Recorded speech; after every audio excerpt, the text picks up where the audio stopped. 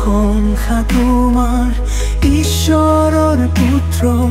তুমি হে আমাৰ মুক্তিদাতা তোমাৰ প্ৰেমত আমি উদীয়মান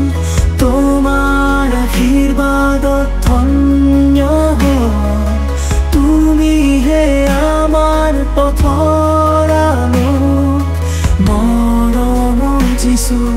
তুমি আমাৰ প্ৰাণ